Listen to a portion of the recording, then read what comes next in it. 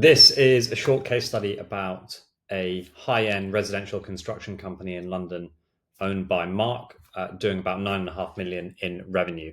So Mark's company had strong demand and a full schedule of high-end projects in the pipeline, but profitability was being eroded, and very often at the end of the year, there was nothing left in the bank account. So here's a quote from Mark before we first started working together. If someone offered to take the business off my hands right now, I take a significant discount compared to the market rate. It's too stressful to run and it's taking a toll on my health and my family life. So things were stressful, things weren't going well before we started working together. So diving into the problems in a bit more detail. Firstly, profitability. So there's constant price pressure from the market, always being squeezed on price. Gross profit target was 11%, but the projects were often actually being accepted well below that level. And very often a few projects went wrong each year, which pulled the overall gross profit of the company down to around 4%. And then finally, there was no visibility on the profitability of each project until after completion.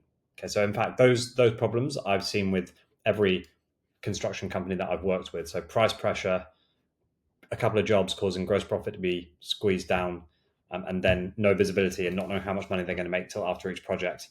I've seen it with every construction company. Secondly, with cash flow, we were seeing clients paying late, and then the company having to cover the upfront costs and labor, so materials and labor upfront, without collecting a significant enough deposit. Revenue was lumpy, so the projects were generally between 1 and 3 million in size, pounds. So whether a project of that size was won or not would significantly swing the overall forecast of the year massively. And then finally, the accountant told the business owner they're making a profit, but there was never any cash in the bank. So there was a massive discrepancy on essentially not knowing where the money's gone. And then thirdly, in terms of strategy, the accountant and the bookkeeper and the finance manager were all doing their jobs, and the business owner thought they were doing them well, which as we investigated, we realized they were doing them well, but they were focused on the past. They were backwards looking. They were helping the business owner see what's happened, and they weren't helping them look forwards. They weren't helping them kind of set targets for the future. They weren't helping them improve profit margins or improve cash flow. The business owner was making decisions based on gut instinct, based on the bank balance, and not on the actual data that the numbers were saying. And then there was no way to track the performance of the business in real time. So there was no system, no scoreboard to track the metrics that matter. More revenue is what the business owner thought was required, but more revenue without margin control just leads to less profit and more stress. And it's not worth taking on that additional work. So here's what we did. Firstly, we set targets. So we defined an exit valuation 5 years from now that the business owner was going to be happy with, because the business owner did ultimately want to exit. We reverse engineered that target back to the profit that the business needs to achieve in order to get there.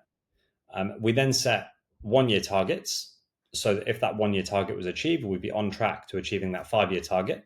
And then we broke the target down into shorter objectives that were more digestible.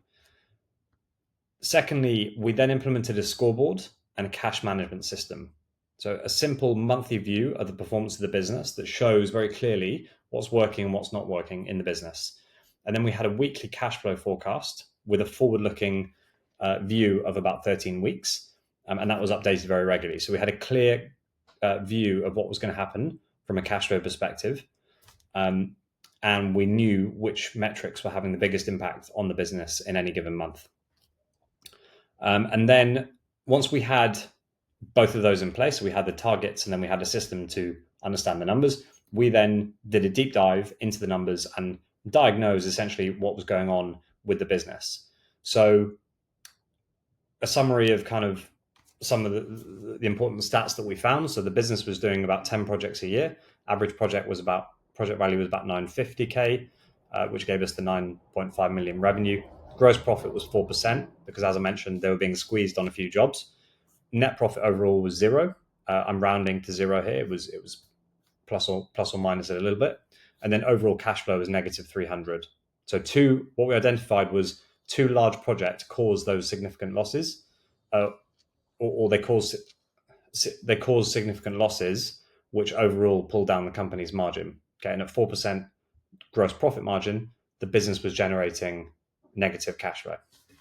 So what we did is we broke down the project life cycle of the business, and identified where money was being lost or left on the table. Okay, so we went into the estimates, job costing accuracy, schedule management, the change order process, customer contracts, vendor agreements, and then cash flow. And then once we did that and we kind of found the lowest hanging fruit on the things that we could improve, we then built the roadmap. Okay, so the priority was to achieve a constant 10% margin of gross profit.